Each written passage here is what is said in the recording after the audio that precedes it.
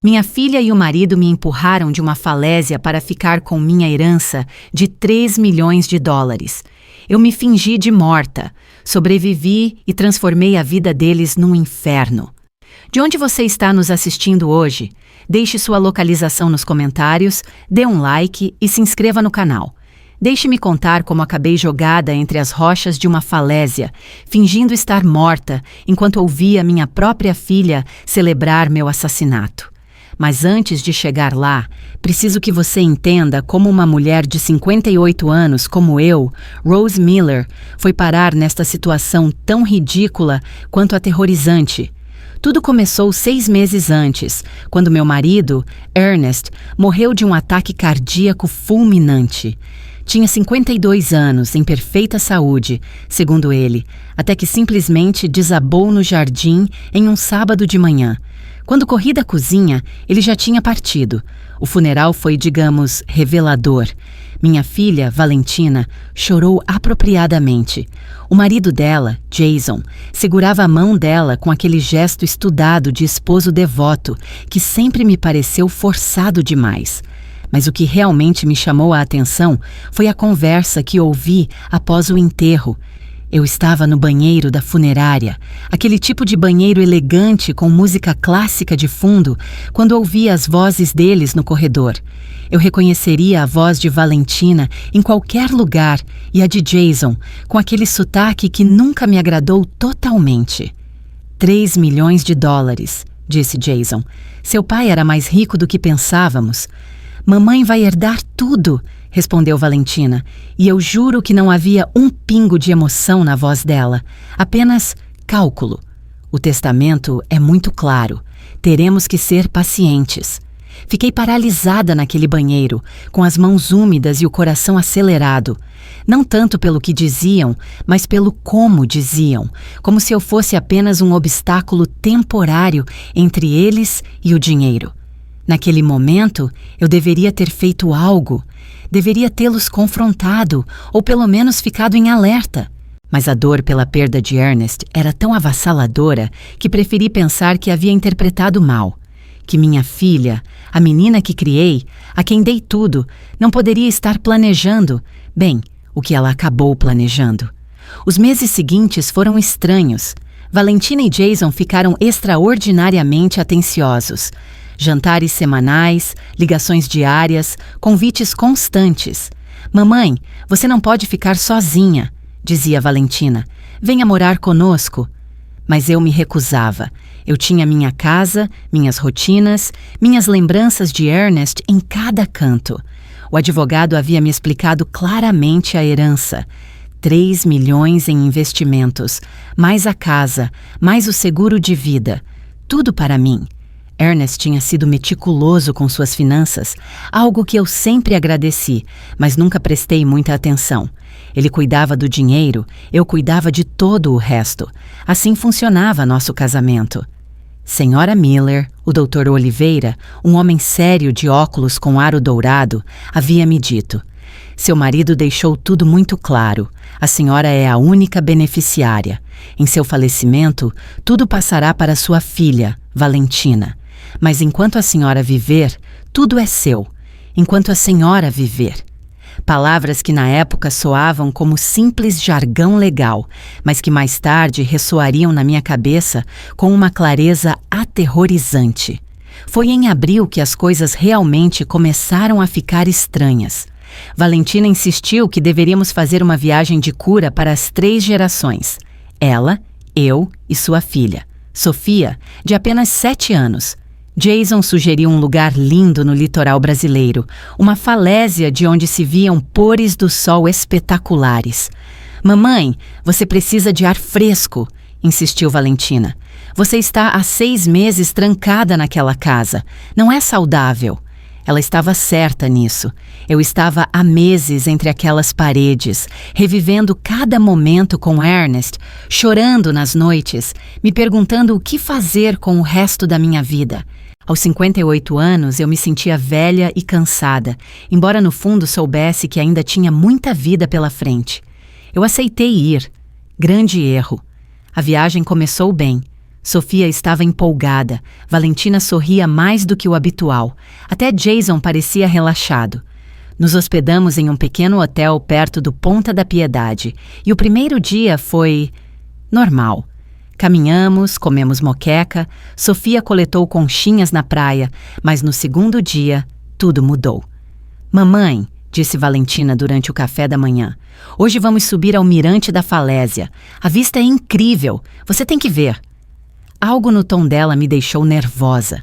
Não sei explicar exatamente, só uma sensação no estômago, mas eu a ignorei. Era minha filha, pelo amor de Deus, minha própria filha. Subimos ao meio-dia. O sol estava forte e o vento do mar era constante. O mirante estava deserto, apenas nós 4, e o oceano rugindo centenas de metros abaixo.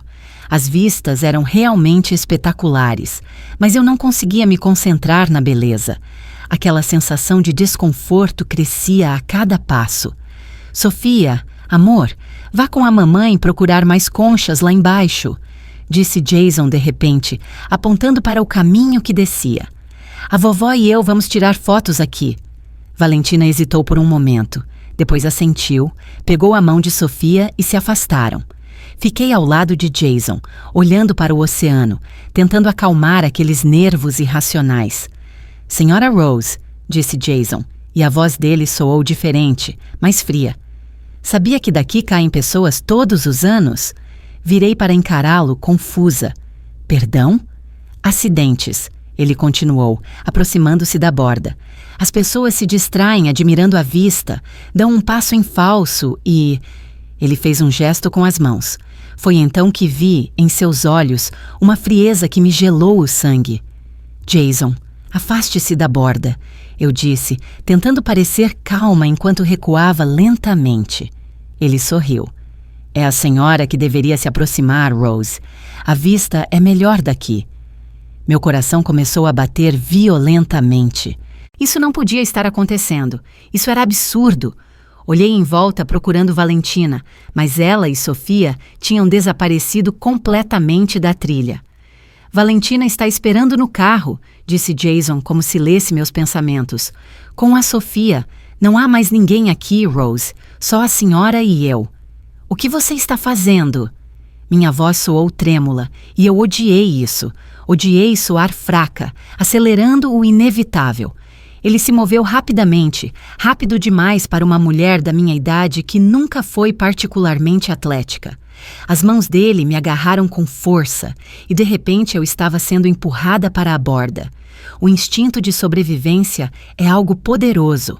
Eu lutei, arranhei, gritei, mas Jason era mais forte, mais jovem, e estava determinado. A última coisa de que me lembro antes de cair foi o rosto dele, sem vestígio de remorso, apenas uma espécie de concentração profissional. E então, o vazio. A queda pareceu eterna e fugaz ao mesmo tempo. O vento rugindo nos meus ouvidos, o oceano se aproximando rápido demais. Minha vida não passou diante dos meus olhos, mas sim um pensamento claro e furioso. Aquele maldito está me matando. Eu bati em rochas, galhos, vegetação. A dor era indescritível, cada impacto pior que o anterior. E então, finalmente, parei em uma pequena saliência rochosa a uns 20 metros do chão, completamente escondida da vista de cima por uma rocha saliente e vegetação densa. Não sei quanto tempo fiquei inconsciente. Quando acordei, cada centímetro do meu corpo gritava de dor. Meu braço esquerdo estava inchado e provavelmente fraturado. Eu tinha sangue no rosto por causa de vários cortes, e quando tentei me sentar, uma dor aguda nas minhas costelas me fez ofegar. Mas eu conseguia me mover, eu conseguia pensar, e então ouvi algo que me fez ficar completamente imóvel. Vozes, lá em cima, no mirante. Você tem certeza de que ela caiu? Era Valentina, minha filha. Completamente. Não há como ela ter sobrevivido àquela queda. Jason parecia calmo, até satisfeito. E se alguém a encontrar? É uma falésia perigosa, Val. Acidentes como este acontecem o tempo todo. Turistas descuidados, idosos que não deveriam estar andando sozinhos perto da borda. Ela não estava sozinha, interrompeu Valentina, e havia um tom agudo na voz dela. Ela estava com você. Eu a vi cair e corri imediatamente para procurar ajuda. Infelizmente, quando as autoridades chegaram, já era tarde demais. Uma tragédia terrível. Houve um longo silêncio. Depois, a voz de Valentina, mais suave agora. Os 3 milhões serão nossos em menos de 6 meses. O testamento é claro. Você é a única herdeira. Ali jogada, machucada e sangrando, com cada respiração enviando ondas de dor pelo meu corpo, tomei uma decisão. Uma decisão que provavelmente salvaria minha vida. Fiquei completamente imóvel. Não gritei, não pedi ajuda. Apenas fechei os olhos e me fingi de morta, porque se Jason descesse para verificar se eu havia morrido e descobrisse que eu ainda estava viva, bem, ele estava na posição perfeita para terminar o serviço. Eu os ouvi se movendo lá em cima, os passos se afastando gradualmente. Esperei até que o silêncio fosse absoluto, exceto pelo rugido constante do oceano e o grito das gaivotas. Só então abri os olhos e avaliei minha situação. Eu estava viva. Mal, mas viva. Minha filha e meu genro tinham tentado me assassinar por 3 milhões de dólares, e eles pensavam que tinham conseguido. O que, pensei enquanto a raiva começava a substituir o choque, me dava uma vantagem muito interessante. O primeiro problema era óbvio. Eu estava presa em uma saliência rochosa no meio de uma falésia, com um braço possivelmente fraturado e várias costelas machucadas. O segundo problema era que eu não tinha meu celular. Minha bolsa completa havia ficado lá em cima, no mirante, abandonada na minha luta com Jason. Mas o terceiro problema, e talvez o mais importante, era que minha filha acabara de tentar me matar por dinheiro. E sabem de uma coisa? Esse problema me deu a energia para ignorar os outros dois por um momento. Com muito cuidado, muito consciente de cada osso machucado no meu corpo, avaliei meu entorno. A saliência onde caí era maior do que pensei inicialmente, talvez 3 metros de largura. Estava completamente escondida de cima por uma rocha saliente e arbustos espinhosos que provavelmente amorteceram minha queda. Pura sorte. Ou talvez o universo tenha decidido que minha história não terminaria assim. Com a minha mão direita, que milagrosamente parecia funcional, rasguei tiras da minha camisa para fazer bandagens improvisadas. O corte maior na testa, um arranhão profundo na coxa. Não era perfeito, mas estancaria o pior sangramento. Acima da minha cabeça comecei a ouvir vozes mais distantes, helicópteros ao longe. A busca havia começado, mas graças ao ângulo da saliência e à vegetação densa, de cima esta seção da falésia parecia uma parede vertical sem interrupções. Eu estava escondida à vista. Olhei para baixo, mais 15 metros de descida, mas não vertical, mais uma encosta íngreme com vegetação e rochas. Doloroso, mas possível. Comecei a me mover. Cada centímetro era uma agonia. Usei minha mão direita e ambas as pernas, mantendo meu braço esquerdo pressionado contra o corpo. A encosta era escorregadia, mas havia raízes, rochas, agarras suficientes. Levei 2 horas. 2 horas de dor concentrada, de quase escorregões, de momentos em que pensei que não conseguiria continuar. Mas finalmente, quando o sol começava a se pôr, meus pés tocaram areia sólida em uma pequena enseada escondida. Eu me deixei cair na areia, tremendo de dor e exaustão. Eu tinha conseguido, eu tinha sobrevivido, mas agora vinha a parte complicada. Segui a linha da costa na escuridão crescente, cada passo enviando pontadas de dor das minhas costelas. Depois do que pareceu uma eternidade, vi luzes. Um pequeno restaurante de frutos do mar no final de um cais. O homem que abriu a porta dos fundos depois que bati tinha uns 60 anos, avental manchado e um rosto de alarme quando me viu. "Senhora, está bem? O que aconteceu?" "Tive um acidente", consegui dizer. "Por favor, preciso usar seu telefone." Ele me deixou entrar, oferecendo água enquanto ia pegar o telefone para emergências. Levantei minha mão boa, parando-o. Não, por favor, há algo. Preciso ligar para alguém primeiro. Com dedos trêmulos, disquei um número que não usava há anos. Richard Scott, amigo de Ernest desde a universidade, advogado brilhante e a única pessoa em quem eu podia confiar completamente. Alô? A voz dele estava sonolenta. Richard, sou Rose Miller. Rose, você está bem? São 10 da noite e... Eles tentaram me matar. Eu disse diretamente. Jason e Valentina me empurraram de uma falésia. Eles pensam que estou morta e eu preciso que você me ajude. Um longo silêncio. Onde você está? Eu lhe dei a localização. Richard, preciso do seu conselho legal. Se eu aparecer agora, será minha palavra contra a deles dois. Preciso de evidências antes de envolver as autoridades. Rose, legalmente você deveria denunciar isso imediatamente. Mas eu entendo seu raciocínio. Dê-me 48 horas para reunir evidências sólidas antes de fazer a denúncia formal, ok? Chego em 2 horas. Conheço um médico discreto que pode examiná-la sem fazer perguntas. Depois, planejamos nosso próximo passo. Depois de desligar, o dono do restaurante, Tomás, me ofereceu um cobertor. Quer que eu chame a polícia? Ele perguntou. A ajuda está chegando, eu garanti. Mas, Tomás, preciso te pedir algo. Ninguém pode saber que eu estive aqui. É complicado. Ele me estudou. Depois assentiu. Nunca a vi. Quando Richard finalmente chegou, o rosto dele era uma máscara de choque.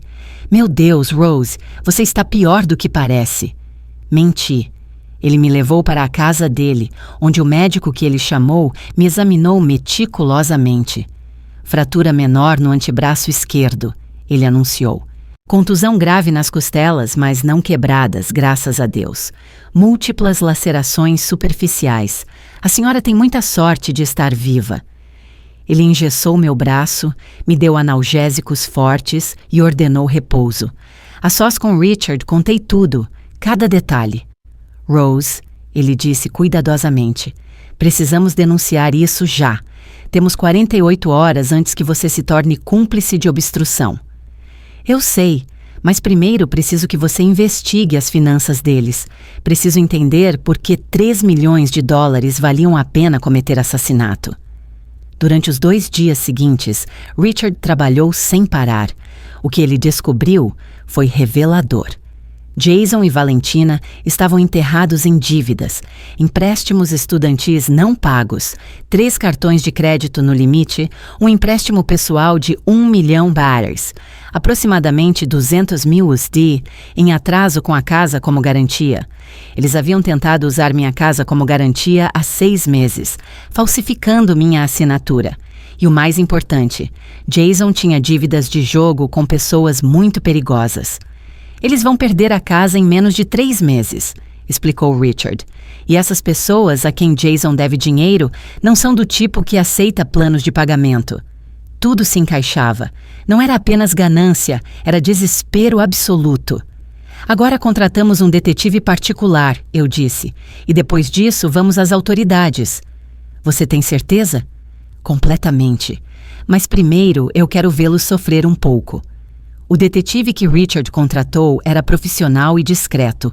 Em 3 dias, ele tinha ouro puro, gravações de áudio de Jason e Valentina em seu quarto de hotel, que ele conseguiu acessar como funcionário da limpeza, discutindo exatamente como gastariam os 3 milhões. Primeiro pagamos as dívidas de jogo, Jason dizia na gravação. Depois a casa e depois aquele cruzeiro pela Europa que você sempre quis. Quanto tempo temos que esperar antes de começar a gastar? Perguntava Valentina. Não quero que pareça suspeito. 6 meses. 1 ano para ter certeza absoluta. Podemos viver com isso. A arrogância nas vozes deles era assombrosa. Eles realmente pensavam que tinham conseguido. Com isso e os registros bancários, disse Richard, temos um caso sólido. Ainda não, insisti. Primeiro eu quero que eles sintam que ganharam, e depois tiramos tudo. Passei os dias seguintes na casa de Richard, me curando enquanto planejava. Meu primeiro movimento foi através do Dr. Oliveira. Preciso que o senhor implemente o fundo de proteção que Ernest estabeleceu, instruí-o por telefone. Aquele que é ativado em caso de morte suspeita. Dr. Oliveira não fez perguntas. Ele simplesmente executou. O fundo era uma obra-prima de planejamento legal de Ernest. Em caso de minha morte em circunstâncias suspeitas, todo o patrimônio seria congelado por no mínimo 1 ano enquanto se investigava, e a casa seria doada para a caridade antes que Valentina pudesse tocar nela. 3 dias após minha morte, Dr. Oliveira os contatou com as más notícias. Segundo Richard, Valentina quase desmaiou. Depois vieram as contas. Eu estava pagando vários seguros e contas automáticas que Jason e Valentina presumiram que continuariam. Quando esses pagamentos pararam, de repente eles enfrentaram avisos de despejo e cortes de serviços. E meu golpe de mestre, contatei anonimamente os credores de Jason no jogo. Eu os informei que o devedor deles estava contando com uma herança que agora estava congelada indefinidamente. 3 dias depois, Jason foi hospitalizado com costelas quebradas e um olho roxo. Rose, disse Richard cautelosamente, isso está indo longe demais. Longe demais? Eles tentaram me matar. Eu sei, mas precisamos fazer a denúncia formal agora. As 48 horas se passaram. Temos a evidência de que precisávamos. Ele estava certo. Era a hora. Está bem, eu concordei. Mas quando os confrontarmos, eu quero estar lá. Quero ver os rostos deles quando perceberem que o plano falhou. Richard organizou uma reunião no escritório do doutor. Oliveira, sob o pretexto de discutir os complicados trâmites de herança. Eu cheguei primeiro, esperando. Meu braço ainda estava engessado, meus hematomas ainda visíveis. Evidência física perfeita. Quando a porta se abriu e Valentina me viu, a cor sumiu completamente do rosto dela. Jason ficou congelado, a boca abrindo sem som. Olá, filha, eu disse com calma. Ouvi dizer que estavam me procurando. Se eu pudesse congelar um momento no tempo, seria a expressão no rosto de Valentina naquele exato segundo. Terror absoluto misturado com confusão, como se o cérebro dela não conseguisse processar o que via. Jason encontrou a voz primeiro. Senhora Rose, a senhora caiu. Caí, sim, confirmei tranquilamente. Foi muito atencioso da sua parte me empurrar, Jason, embora eu deva dizer que sua técnica precisa de trabalho. O silêncio era absoluto. Valentina desabou em uma cadeira, ainda me olhando como se eu fosse um fantasma. Não sei do que está falando, gaguejou Jason, mas o rosto dele dizia outra coisa. Não? Eu peguei meu celular. Richard o havia recuperado da minha bolsa, que a polícia confiscou como evidência de um acidente antes que soubéssemos que eu havia sobrevivido. Como testamenteiro de Ernest e meu representante legal, Richard tinha o direito de acessar meus pertences pessoais. Eu apertei play. As vozes encheram a sala. A gravação do detetive particular. 3 milhões, Val. Finalmente vamos sair desse buraco. Você tem certeza de que não há como ela ter sobrevivido? Impossível. Aquela queda, ninguém sobrevive a isso. Eu parei a gravação. Valentina tinha começado a chorar.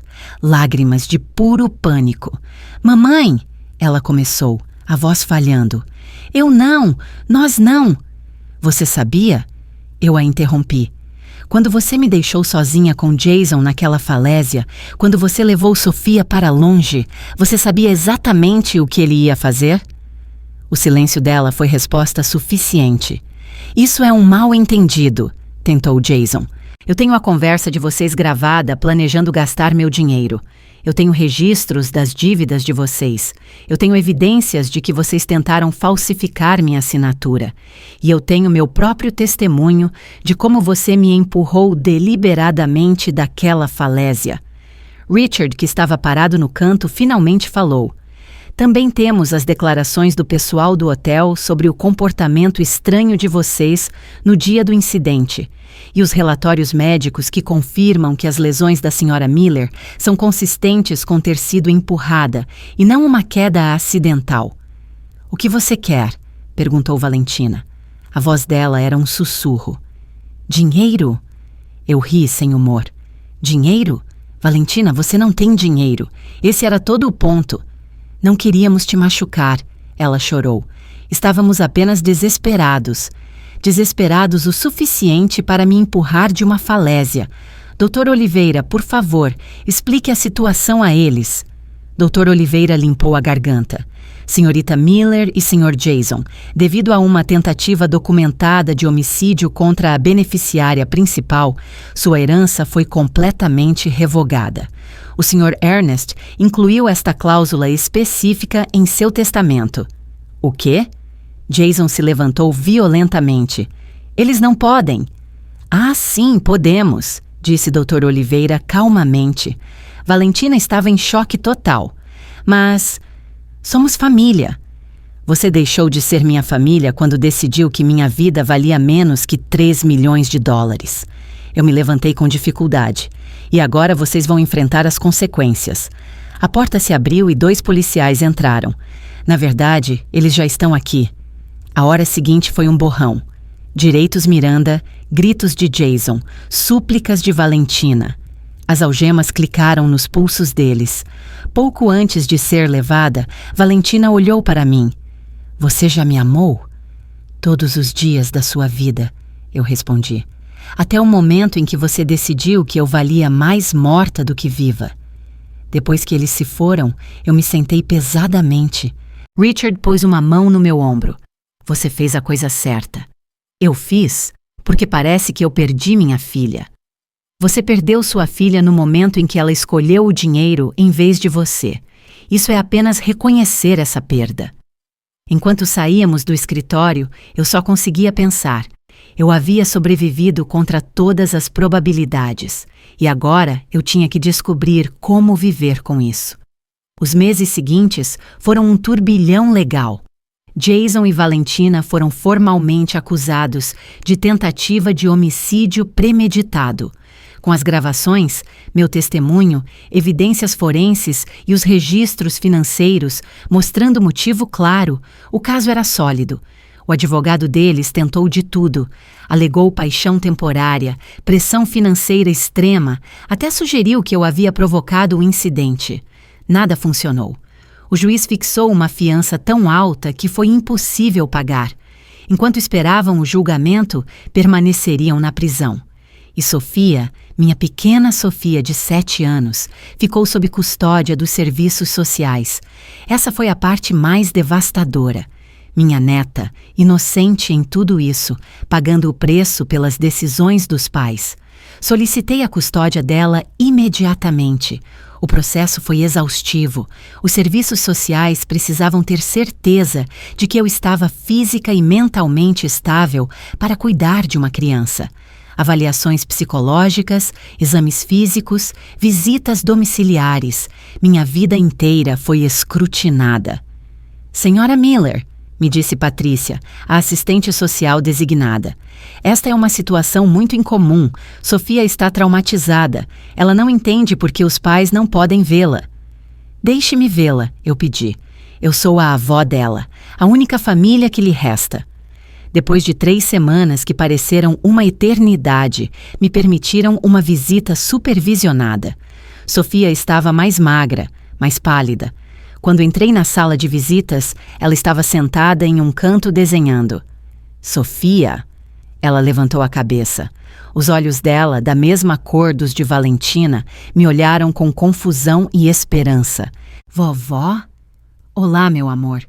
Ela correu até mim, me atingindo com tanta força que minhas costelas protestaram. Eu não me importei. Eu a envolvi em meus braços enquanto ela chorava. Disseram que você caiu. Ela soluçou. Disseram que você estava morta, mas depois você não estava morta. Mas mamãe e papai não podem voltar e ninguém me diz por quê. Eu sei, querida. É muito confuso. Eu a segurei mais perto. Mas eu estou aqui agora. Eu vou cuidar de você. Quando a mamãe e o papai podem voltar? A pergunta que eu temia. Como você explica para uma criança de 7 anos que os pais tentaram assassinar a avó dela? Seus pais cometeram um erro muito grande, eu disse cuidadosamente. E quando os adultos cometem erros muito grandes, eles têm que ir embora por um tempo. Foi um erro com você? Sim, foi um erro comigo. Mas, Sofia, nada disso é culpa sua. Nada. Você é perfeita e isso não tem nada a ver com você. Ela me olhou com aqueles olhos de quem sabia demais. Você também vai me deixar? Meu coração se partiu. Nunca. Eu prometo. 2 meses depois, obtive a custódia temporária. Sofia se mudou comigo e lentamente começamos a construir um novo normal. Não foi fácil. Ela tinha pesadelos quase todas as noites.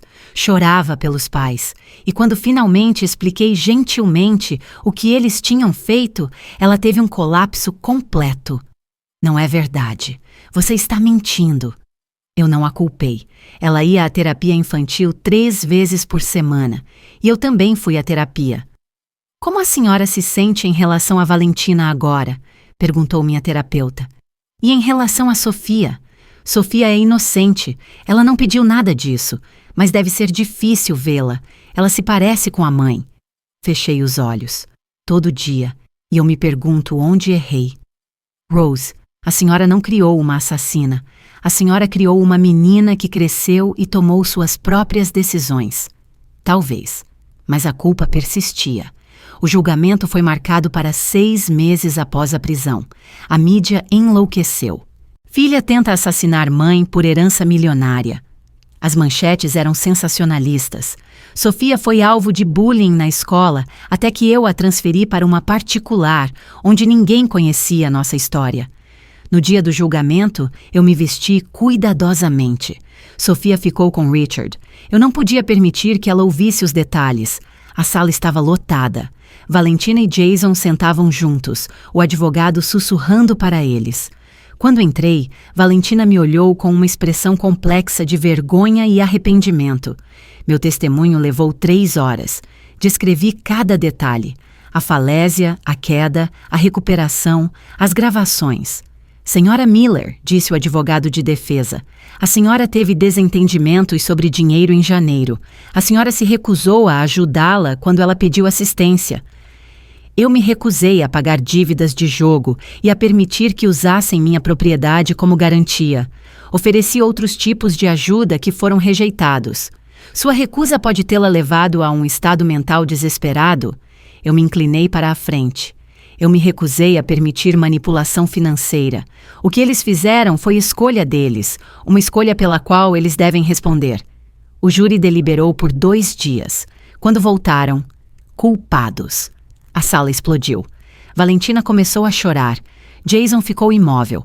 A sentença veio 1 semana depois. 15 anos para Jason.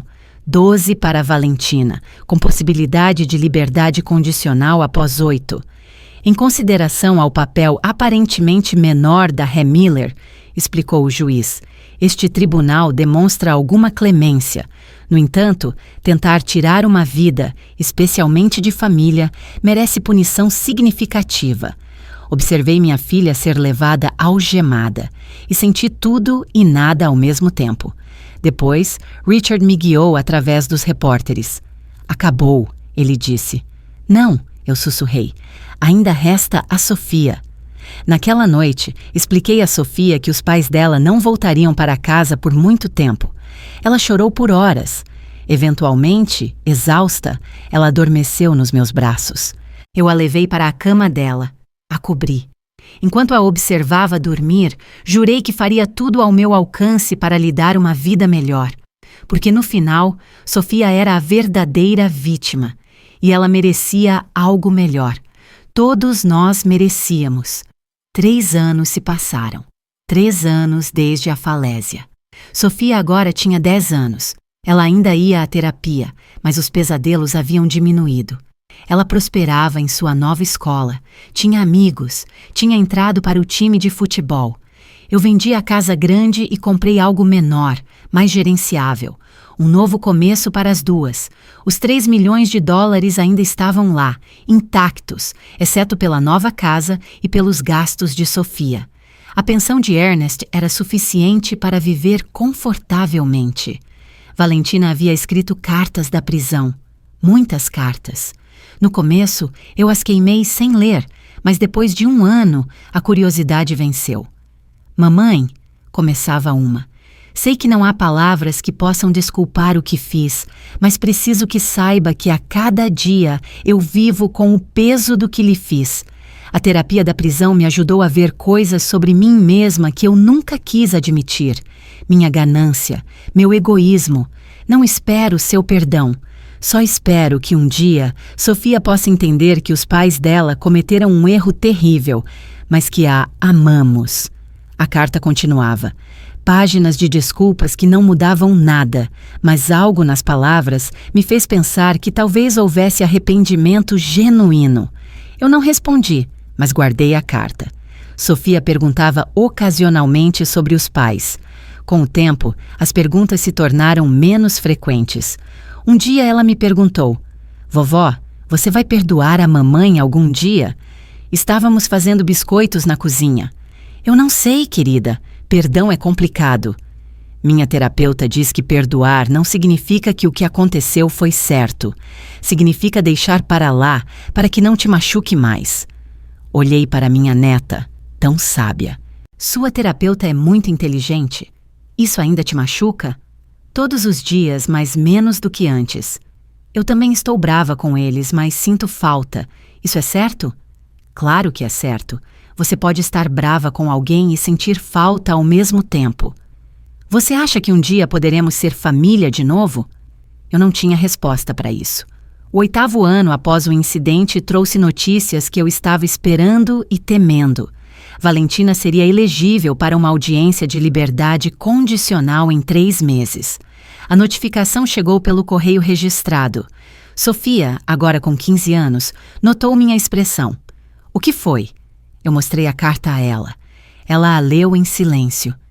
Você quer que ela saia? Ela perguntou. Eu não sei. Parte de mim quer que ela pague para sempre, mas outra parte pensa em você.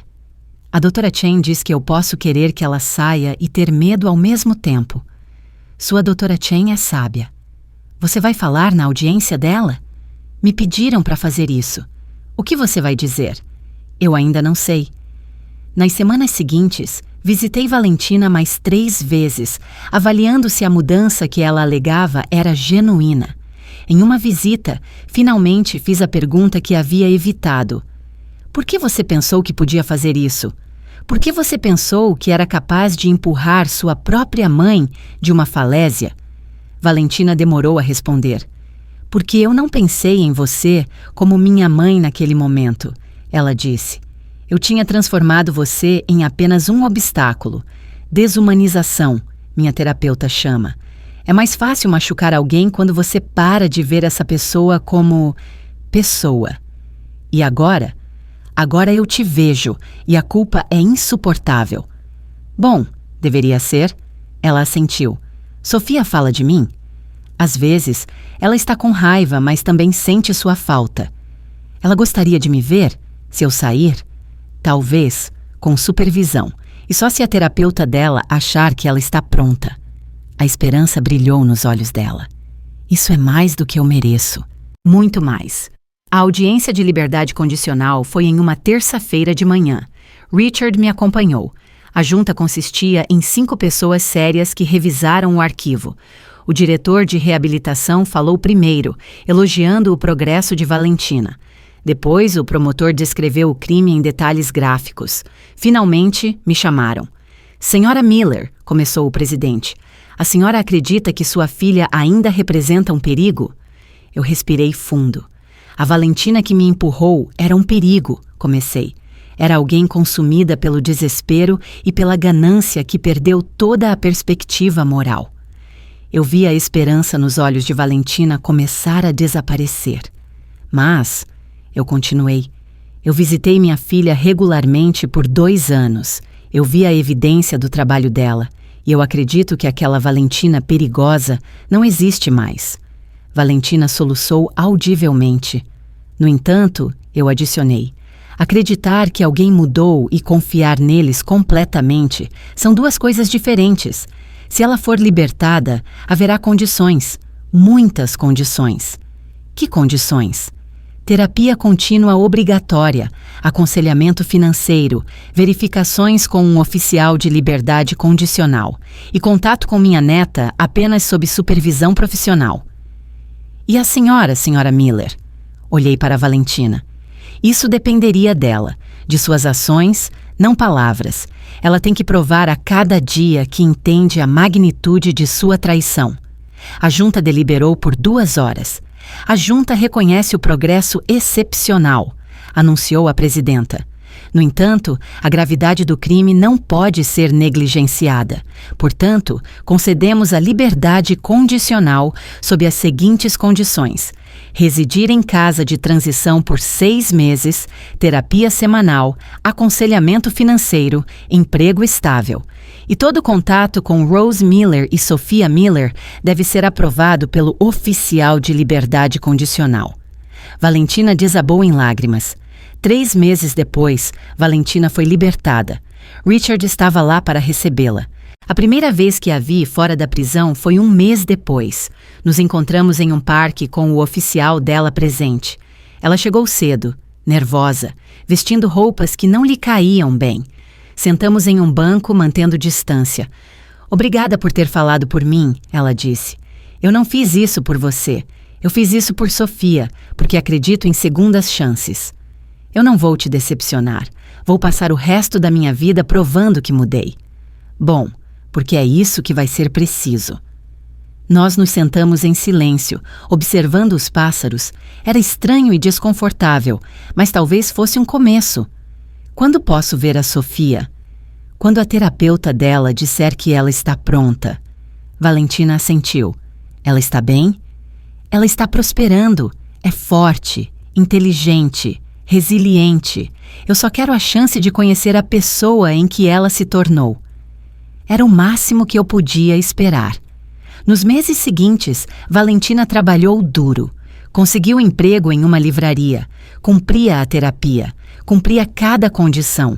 E muito lentamente, começamos a reconstruir algo. Não o que tínhamos antes. Aquilo estava quebrado. Mas algo novo. Honesto e cru. Sophia concordou em se encontrar com Valentina 4 meses depois. Eu estava presente, assim como a doutora Chen.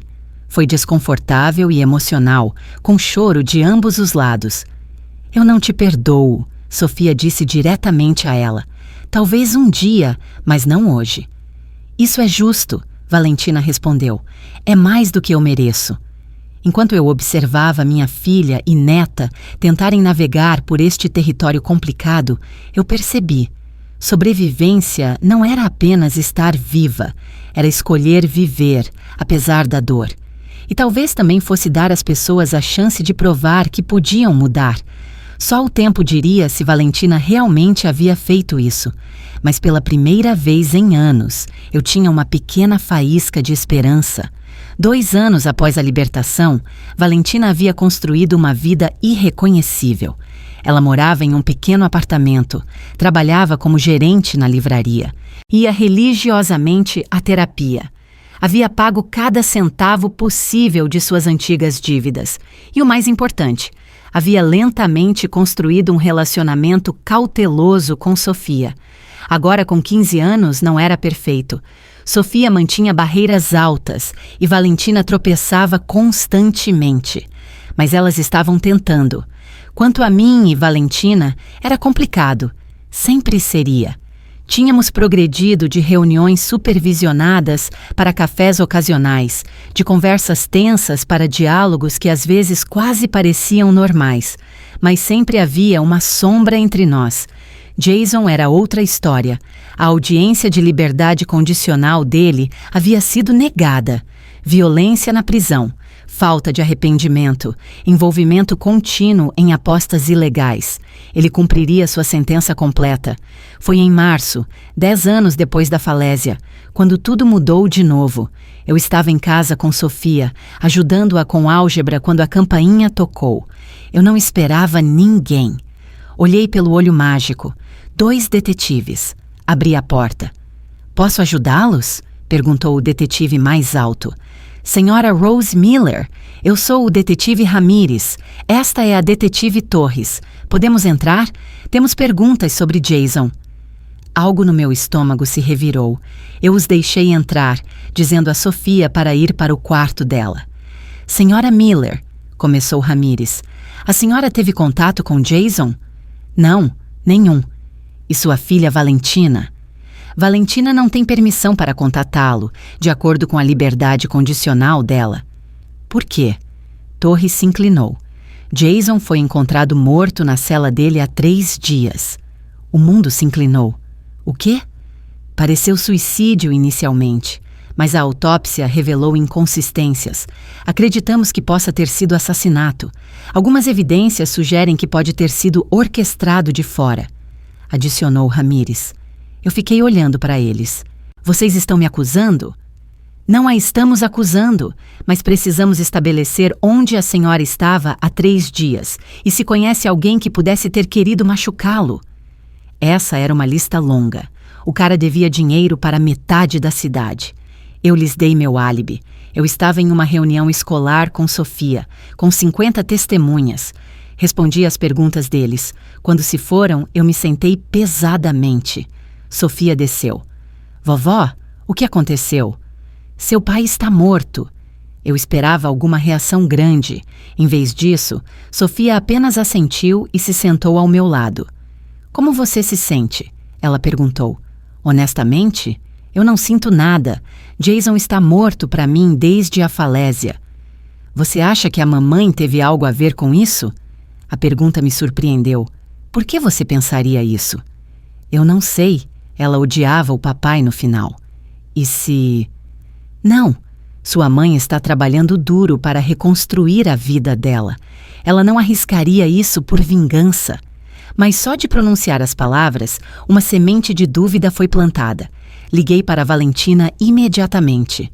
Mãe? Oi, eu estava pensando... Valentina, preciso que você venha. Agora, é sobre Jason. Um longo silêncio.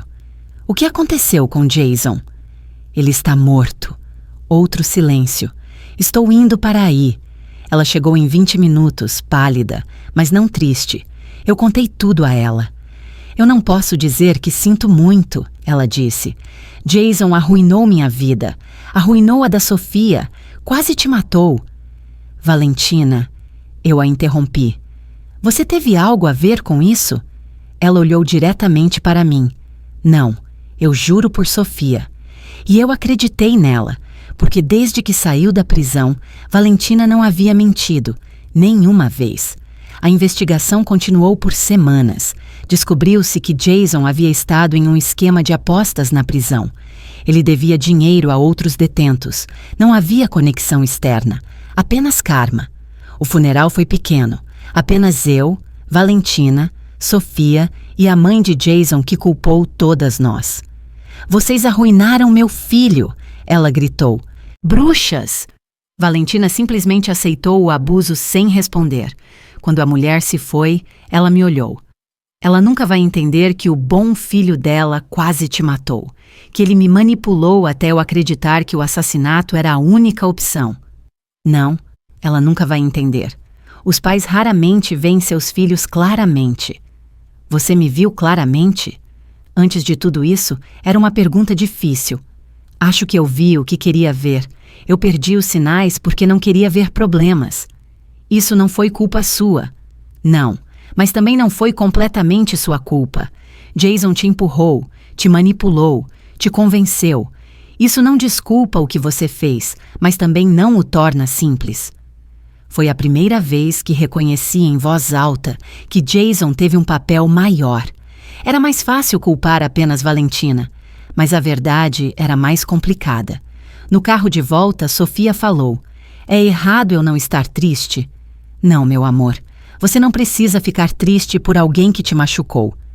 A conselheira diz que eu deveria sentir um encerramento, mas eu não sinto nada diferente. O encerramento é superestimado, murmurou Valentina.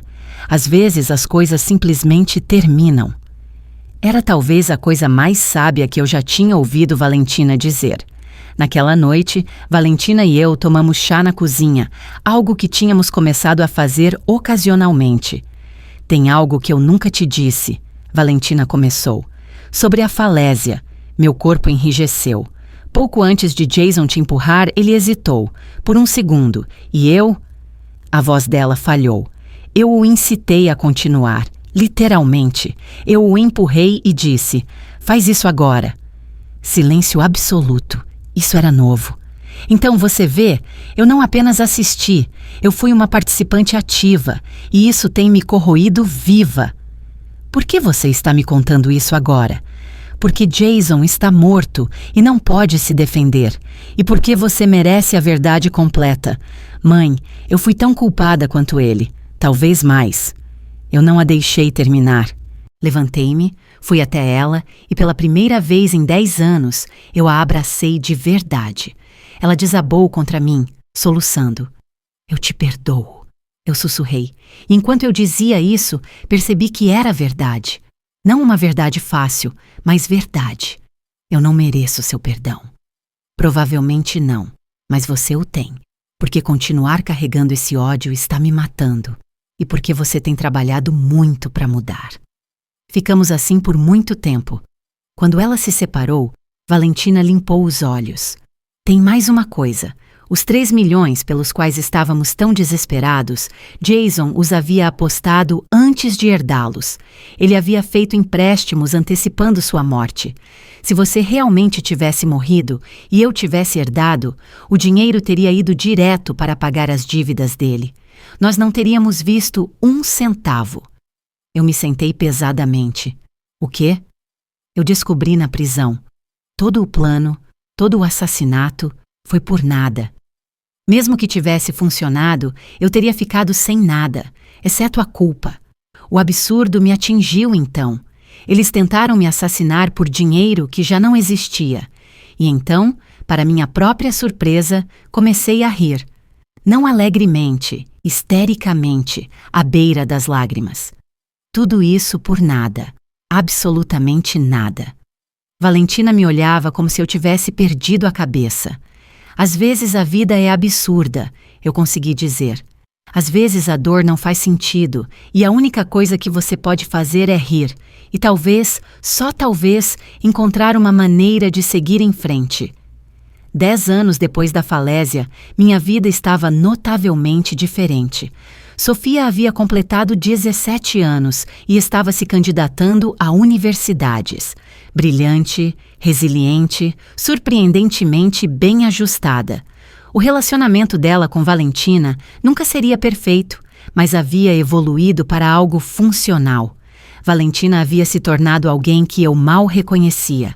Foi promovida, estava terminando um diploma em serviço social e era voluntária em programas de reabilitação prisional. Quanto a mim, decidi que quase morrer aos 58 anos me deu alguma perspectiva. Usei parte dos 3 milhões de dólares para estabelecer uma fundação, não genérica, mas especificamente para famílias presas em dívidas de jogo. Aconselhamento financeiro, apoio legal, programas de recuperação. Tudo o que Jason e Valentina precisavam, mas eram orgulhosos demais para procurar. Eu a chamei de Fundação Segunda Chance. Richard se tornou diretor jurídico, trabalhando por uma fração de sua taxa. Ernest teria se orgulhado, ele me disse. Houve outro desenvolvimento. Eu havia conhecido alguém, Michael, um viúvo de 65 anos que era voluntário no mesmo centro comunitário. Ele era gentil, paciente, e quando eu lhe contei toda a minha história, ele simplesmente disse: todos nós temos cicatrizes, as suas são mais dramáticas. Não era romance de livro. Éramos velhos demais, carregávamos bagagem demais, mas era companhia, riso, alguém que me lembrava que havia vida além do trauma. A cerimônia de 10 anos chegou em abril.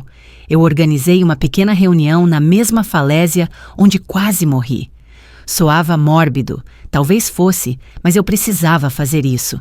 Sofia, Valentina, Richard, Michael e algumas famílias que a fundação havia ajudado, todos se reuniram no Mirante.